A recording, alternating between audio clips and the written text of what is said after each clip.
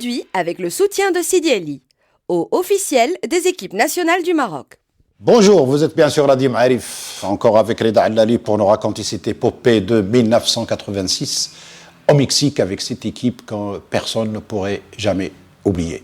Reda Allali, bonjour. Salut Mustafa. Ça va, on continue l'épopée, bien sûr. Tu ne mets l'eau à la bouche, comme on dit, allons-y. Bah écoute, on est dans la phase finale, on a deux premiers matchs qui sont 2-0-0, Maroc-Pologne et Maroc-Angleterre. Alors déjà... Que vaut la Pologne et l'Angleterre à l'époque? C'est simple, la Pologne est troisième des deux dernières Coupes du Monde. Quand même. La Pologne est troisième de la Coupe du Monde 78, la Pologne est troisième de la Coupe du Monde 74.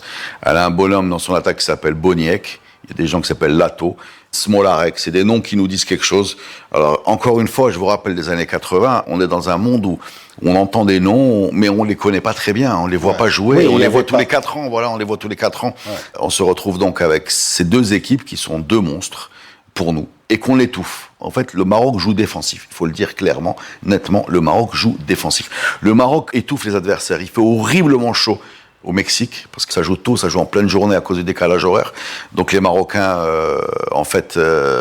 les Anglais vont perdre leur nerf. Par exemple, Ray Wilkins, grand milieu de terrain anglais de Manchester United de tête, va prendre le premier carton rouge de l'histoire de l'Angleterre. Ça pour nous, Marc Hatley, leur numéro 9, va planter ses crampons dans le visage de Dolmy.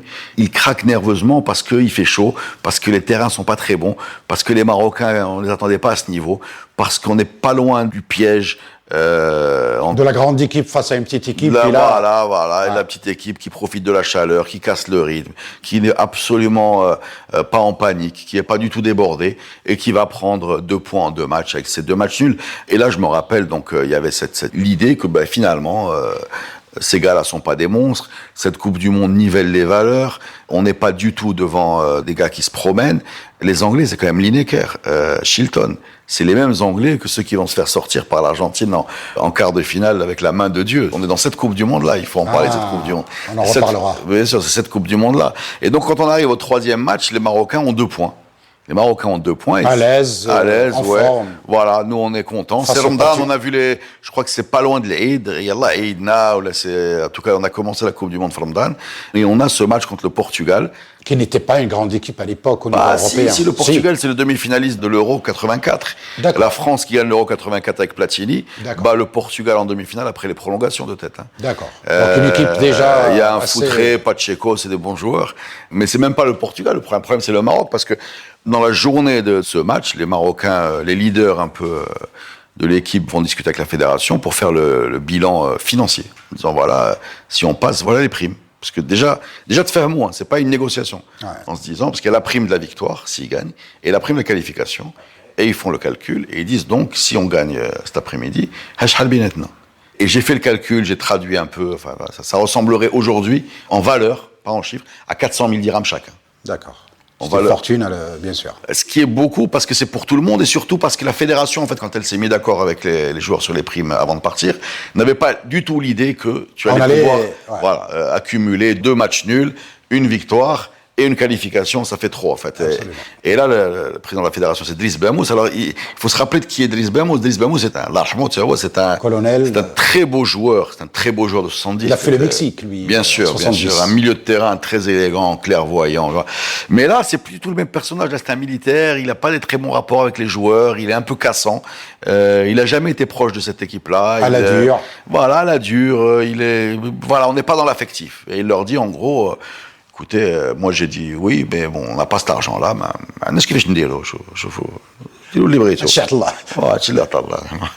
Et là, les joueurs montent dans les chambres. Voilà, allez jouer vous-même. Voilà. Et là, je rappelle, il faut parler un peu de cette ambiance. Dans les années 80, on est dans des luttes sociales. On n'est pas... C'est classique, tout ça est classique. Tout ça est classique. Boycotter, se retirer, faire un peu de les bras de fer, tout ça, etc. Et ce qui est important, c'est que dans cette équipe-là, même les joueurs des phares, qui sont pas du tout dans la confrontation, ils montent aussi dans les chambres et personne ne joue. Personne ne joue. On appelle Slimlali, qui est le ministre des Sports, qui arrive de... Son hôtel est loin. Slimlali, c'est un homme politique, tu vois. Slimlali, il était président du Raja, il est avocat, il est homme politique. Je sais pas dans quel parti il est, mais lui, il a compris la situation. Il n'est pas un militaire. Voilà. Négociation. Non, Négociation. Il sait que si les gars gagnent, il n'y aura pas de problème d'argent. Alors il vient, il arrive très tard et il leur dit c'est bon, j'ai parlé au roi, tout est ok, c'est validé. Il a parlé à personne. Et donc, oui, c'est ça. C'est la politique. Mais il a compris que si jamais il gagne, il n'y aura pas de problème. Il n'est pas. Absolument. C'est l'autre qui a pas. C'est le président de la fédération. Oui, mais lui aussi, il est dans son rôle. Il a une caisse sous les. Voilà. Bon, bref, il y en a un qui a compris ce qu'il fallait faire. Effectivement, les joueurs arrivent à la dernière minute, très tard au stade. Et il marche sur le Portugal. Voilà. Premier but de Khéli, deuxième but de Khéli, troisième but de Clément. Les deux premiers buts, c'est le genre de but typique d'un joueur qui est touché par le Baraka d'El Moulena. C'est un joueur qui est très botanique. C'est-à-dire, le type n'était pas connu. Moi, je me rappelle de Khéli. C'était un besogneux. C'était un milieu de terrain offensif, un peu discipliné. Faria Kankeimout, c'était un bagarreur. Il avait un gros coffre, un gros physique. Tu vois, c'est un peu le Amrabat grand frère. D'accord. L'aîné, Nordin. Ouais, Nordin. Voilà. C'est un peu ce type de joueur, mais dévoué, qui va défendre, qui va machin, et là, il met le premier but sur une frappe, le deuxième but sur une reprise de volée. On a 2-0. Alors, j'ai su après que les Portugais aussi avaient des problèmes de primes. C'est intéressant. L'époque était à la lutte sociale. Absolument. Le troisième but, il faut le voir, si vous avez l'occasion. Je crois que c'est une douzaine de passes anti-Kitaka depuis Zeki jusqu'à Klimo qui va battre. Qui conclut en face à face. C'est un but qui transpire le foot. C'est un but qui montre que le Maroc savait attaquer, le Maroc pouvait attaquer, le Maroc a lâché ses atouts offensifs dans le troisième match et avait parfaitement les moyens de proposer du jeu. Et quand il a fallu le faire, ils l'ont fait. Il y a une réduction du score portugaise en fin de match. Ça donne 3-1, il se met à pleuvoir. Bon, non, on ne sait pas très bien ce qui se passe quand on est dans la rue. Les Marocains sont tous dans la rue. Ouais. Explosion de joie. Ouais, non, il n'y a pas de maillot, il n'y a pas de drapeau, on n'a rien, quoi. Comme ça, spontanément. Voilà, on a l'impression qu'on a gagné la Coupe du Monde. Je me rappelle quand on est revenu chez nous, ils étaient en train de repasser le match. Le lendemain, ils l'ont repassé. Waouh. Voilà. Il y a des plans de ce. Voilà, on a tous connu ce match par cœur. Donc on est premier. On passe premier du groupe, devant le Portugal, la Pologne et l'Angleterre. Voilà. C'est très difficile à expliquer la place de cette équipe qu'elle a dans le cœur des supporters parce que c'est la première fois. Après, il y a eu le Sénégal qui est passé, le Nigeria qui est passé, le Ghana, mais là, c'était la première fois. Ah. Tu m'avais dit que l'Algérie était présente également, la performance. Non, parce que là, c'est pas 86 et après 82, pas le grand éclat de... Pas bonne, c'est une déception parce que 82, on va rappeler que l'Algérie avait fait une super Coupe du Monde en battant en Espagne. La RFA. Elle a battu la RFA et l'Autriche avait fait la le score. combine match nul, je crois. Voilà, donc pour nous en 86, ils sont plus forts, mais en fait non, ils sont pas plus forts. Ça y est, la génération, voilà. C'est une génération qui avait peut-être déjà entamé son déclin, c'est une génération qui avait commencé toujours la Casa, même, avec Belloumi, tout ça voilà. Toujours les mêmes. Exactement, et ils font rien de spécial. C'est le Maroc qui fait la sensation, c'est le Maroc qui passe en huitième, première équipe africaine qualifiée en huitième, première équipe africaine, première de son groupe évidemment. Excuse-moi, question technique. Est-ce que, paraît-il, quand une équipe africaine se qualifie au deuxième tour, ça augmente le quota de l'Afrique? Vrai ou faux? Non, c'est de la politique, ça n'a rien à voir. C'est un argument pour demander à ce qu'on augmente le quota. D'accord. Mais ça n'a rien d'automatique. C'est pas écrit dans les règlements, d'accord. C'est un rapport de force. Je vais te dire, moi, ce qui augmente le quota de l'Afrique, c'est même pas... Alors, bien sûr, quand tu as des résultats, ça aide. Ça aide et c'est un argument, disons, sportif qui peut te servir devant l'opinion publique. Mais la vraie façon qu'a eu l'Afrique d'augmenter son quota, c'est des arguments politiques. C'est-à-dire que quand Blatter veut se faire réélire, par exemple, plus tard, ou quand Avalanche veut se faire réélire, il fait le tour de l'Afrique en proposant... Faut négocier, voilà. En augmentant. Parce que l'Afrique, c'est quand même une cinquantaine de pays. 54, 55, enfin, ça dépendait. L'Afrique, c'est quand même une cinquantaine de pays. Donc, fatalement, ce sont 50 voix, parce que ce sont eux qui votent pour le... Alors, l'Amérique, par exemple, c'est une douzaine de pays. Donc, le vrai rapport de force, il se fait lors des campagnes électorales, où tu vas trouver Blatter, plus tard, faire le tour des confédérations africaines en disant, vous allez avoir une place de plus, 2 places de plus, 3 places de plus, comme ça qu'on arrive jusqu'à 5. Votez pour. Voilà. Alors, bien sûr, les performances du Maroc aident. Ça donne la légitimité, ça crédibilise mais surtout, ça joue au niveau politique. Donc le Maroc est en huitième. Face à qui? Face à la RFA, encore. Aïe, aïe, aïe.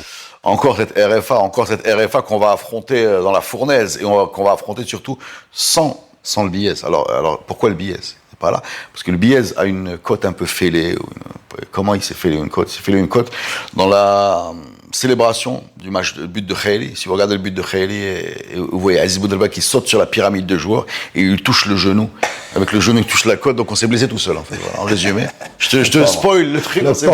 On s'est blessé tout seul. Notre plus dur. Comme quoi, fêter, il faut le faire dans la règle de l'art. L'artifalet, exactement. Moulfinch. C'est ça le truc, c'est que c'est notre joueur le plus dur, qui était rarement. Biez n'était jamais blessé. Et on arrive contre la RFA, ce match, Hassina prend la place de Biez, et pareil, on est tout Qui y avait dans cette équipe allemande de l'époque, comme célébrité à l'époque il y a un jeune Mataos qu'on va découvrir, il y a Brigel, il y a devant notre ami Rummenigge, Litbarski évidemment, Breitner, Schumacher. C'est une équipe cult, voilà, c'est une équipe, on va pas dire sympathique, mais extrêmement solide. C'est l'équipe qui a éliminé la France en 82 à Séville, qui a fait pleurer Platini et Giresse. C'est l'équipe, elle va rééliminer la France en 86. D'accord. Et il va falloir Maradona en finale pour les ramener sur terre. Et c'est l'équipe qui va gagner la Coupe du Monde en 90. Donc ce sont des gens, c'est l'époque où Lineker dit le football est un sport qui se joue à 11 où l'Allemagne gagne à la fin. C'est l'équipe qui, on a l'habitude de solide, dire, sûre d'elle-même. Oui, mais qui dégage une sorte, pour moi, une espèce de négation de la poésie, tu vois. Ouais. C'est sérieux, ça gagne, mais c'est un peu désespérant. Voilà, c'est un peu désespérant. Voilà, c'est un peu désespérant. Et c'est ce qui va se passer, voilà, 88 minutes de bras de fer, des Allemands de l'Ouest qui sont pas très en forme. Haddaoui qui fait un gros match, c'est l'homme du match. Zaki qui fait un gros match sur sa ligne. On va parler de Zaki, mais avant ça, il faut comprendre que la RFA, finalement, il y a un malentendu. C'est-à-dire que nous, les Nord-Africains, je parle des Nord-Africains, Marocains, Algériens, Tunisiens, on a toujours considéré comme la RFA comme le symbole de tout ce qu'on n'est pas, la solidité, la Mercedes, le machin, l'Allemagne, machin. L'image de l'Allemagne, Ouais, en fait, finalement, la RFA nous bat en 70 d'un but, elle fait match nul contre la Tunisie en 78, elle perd contre l'Algérie en 82. Elle souffre contre les Nord-Africains. En 2014, contre l'Algérie. Exactement. L'Algérie en 2014 en Coupe du Monde, je pense pas qu'elle la batte facilement. Je pense qu'elle souffre beaucoup pour passer l'Algérie. Donc finalement, ils ont toujours galéré. Et ce match-là ne fait pas exception. C'est Mataos en 88e minute qui met une espèce de frappe de mule de 35 mètres. Le mur marocain cafouille. C'est une erreur du mur. Je crois que c'est Hassina qui sort du mur à la dernière minute. C'est Zaki qui est frappé. Alors Zaki, il faut le dire, c'est pas lui faire injure que de dire que tout le monde savait que le problème de Zaki, c'est les frappes de loin. Voilà, c'est Abou Zaïd de loin, c'est Tarek Diab, le Tunisien de loin, c'est Mataos de loin, c'est des tirs de loin. Voilà, c'est des tirs de loin. Et tellement fort avec ce petit point faible. Ouais. Il a ce point faible là qui est le tir de loin, voilà, et qui est ce mur mal placé.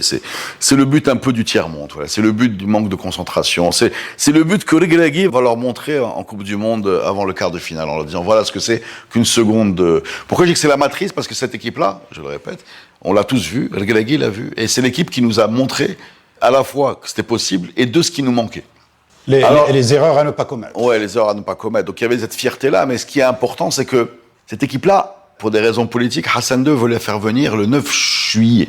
9 juillet, c'est son anniversaire, c'est Eid Shabab. Ouais, donc ça y est, c'est terminé. Terminé. Mais c'est pas en juillet. Il reste là-bas. D'accord. Il reste là-bas. Il faut venir. Ils sont partis un mois avant. Et ils vont rester encore plus longtemps. C'est la plus longue Coupe du Monde de l'histoire de tout le monde. De notre équipe nationale. Si tu regardes la Coupe du Monde, la finale de la Coupe du Monde Argentine-Allemagne, tu les vois.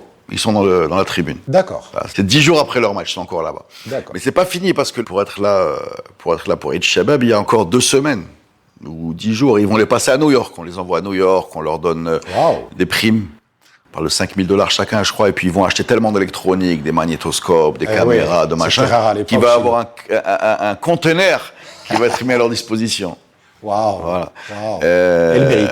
Et ils arrivent effectivement, ils sont à l'hôtel Samir à Mohammedia, et ils vont défiler avec Hassan II, Nawel Moutsaoukil et Saïd Aouita. Eh oui, parce que c'était aussi la performance en même temps d'Aouita et de Nawel. Nawel Aouita, c'est 2 ans avant.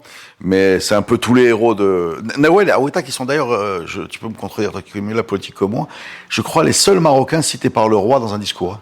Il a dit leur nom en disant qu'ils étaient plus connus que lui. Wow. Et je pense pas qu'il y ait autant de Marocains qui aient eu le droit d'être cités. C'est vrai. Il n'y en a pas beaucoup.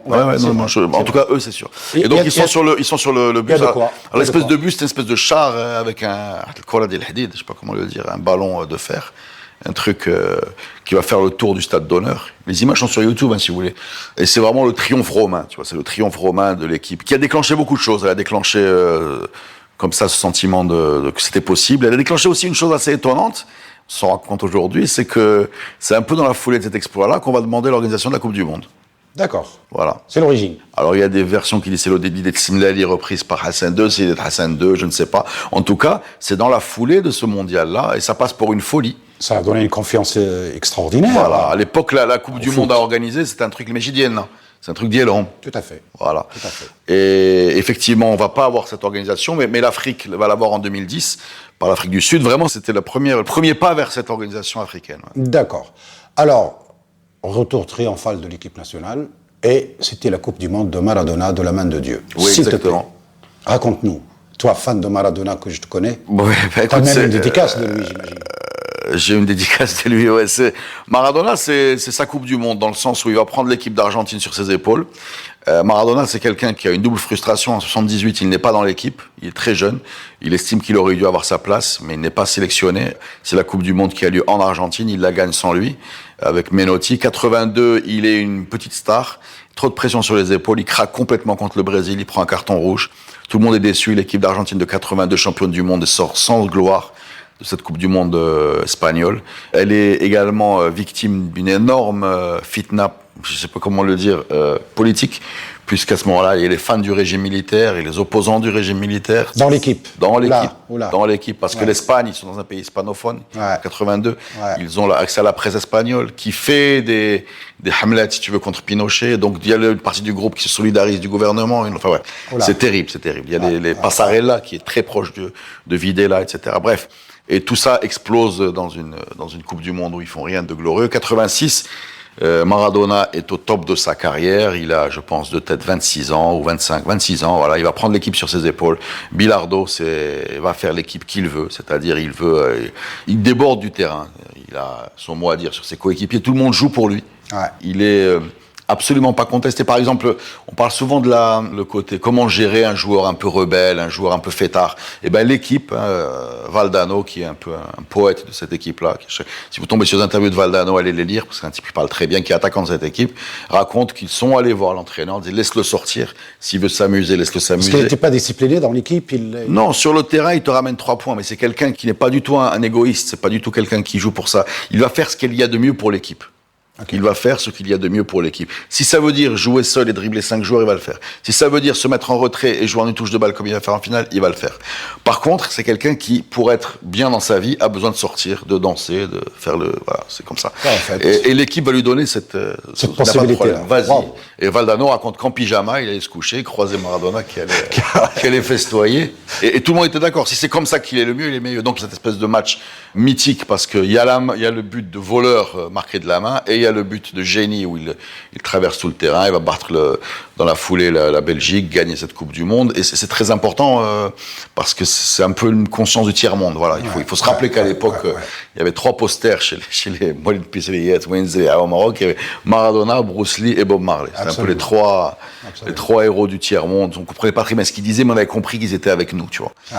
Et cette Coupe du Monde, c'est celle de Maradona. Voilà, celle de Maradona, c'est celle du Maroc en 8e de finale. C'est celle où enfin... c'est là qu'il y a la main de Dieu contre les Anglais. C'est là, bien sûr. Avec toute l'histoire, enfin... Des Malouines. Des Malouines entre les Anglais et les Argentins, une sorte de revanche, quoi. Bah, écoute, le pauvre arbitre tunisien qui a pris sur ses grades. Ben qu'il est parti voir bien plus tard. Écoute, à la mort de Maradona récemment, il y a Peter Shilton, qui est le gardien anglais, qui a vu la main. En fait, sur le terrain, tout le monde a vu la main, en réalité. Maradona a fait 2 diableries. La première, c'est de mettre sa main comme ça, juste au-dessus de sa tête. La deuxième, c'est d'appeler tous ses joueurs en disant parce que il faut vite mettre les gars devant le fait accompli. Pression psychique sur l'arbitre. Pression psychique, il a sifflé, il n'y a pas de VAR, il n'a pas le temps de se retourner, machin, etc. Les Anglais ou les Ness protestent un tout petit peu. C'est pas les Italiens, les Égyptiens. Ouais, ça va être les Égyptiens. Ils n'auraient jamais repris ce match. Donc il fait cette entourloupe, etc. Il met la pression sur l'arbitre. L'arbitre s'accorde le but. Le deuxième but met tout le monde d'accord parce que de la vie générale, il en vaut 2. Donc ça fait bien 2-0. Et puis il y a cette ambiance qui consiste à dire, voilà, ils nous ont battus au Malouine, Thatcher a été ce qu'elle a été, on va magouiller un peu pour équilibrer, ce qui fait partie de la culture foot, beaucoup en Amérique du Sud. Et qui aussi fait partie du spectacle. Je pense que si on regarde le foot, c'est aussi parce qu'on a une certaine fascination pour les entourloupes, comme on regarde Le Parrain ou Scarface, etc., où on sait que c'est pas forcément comme ça qu'il faut faire, mais tu peux pas te retenir tellement ça apporte quelque chose au spectacle, d'avoir une façon un peu malicieuse d'aborder le jeu. Peter Shilton, par exemple, quand Maradona est décédé, s'est fendu d'un tweet en disant non, c'est un voleur, machin. Les Anglais, brassons d'Alofé. Ah, c'est pas le fait. Mais deuxièmement, toi, tu as tes mains, et lui, il fait 1m60, fait ce qu'on dit dos. Absolument. Renonce, Absolument. voilà. Tu as dit tout à l'heure qu'il a revu l'arbitre, peut-être, Maradona. Nasser, oui, bien sûr. Il est parti bien sûr, il est parti le voir pour s'excuser. Mais beaucoup plus tard. Oh oui, beaucoup plus tard. De tête, Nasser, il est sur le Fouqia, donc il est, ouais, non, bien sûr. Extraordinaire. Mais c'est une Coupe du Monde de légende. Le Maroc a fait une performance de légende. Tous ces gens-là, ils ont un statut très spécial. Si je peux faire un spin-off, c'est-à-dire qu'est-ce qu'ils sont devenus, je vais te le résumer en disant ces gens-là sont venus trop tôt.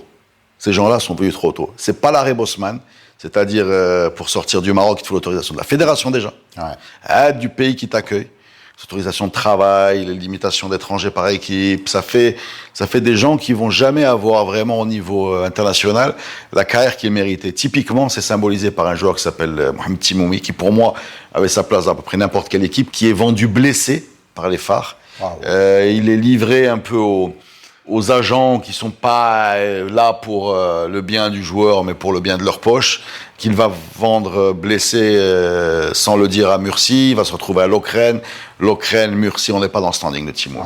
Voilà, on n'est pas du tout dans le standing de Timoumi. Zeki va réussir à Majorque. Voilà, Haddaoui va beaucoup tourner en France. Mais c'est une équipe qui est devenue trop tôt par rapport à l'explosion des salaires et l'ouverture des frontières. Merci beaucoup, Reda, de nous avoir raconté cette épopée excellente après Mexique 1, Mexique 2 et l'heure de gloire. C'était Podcast Le Muntakhab. Restez à l'écoute. Merci, les amis. À la prochaine.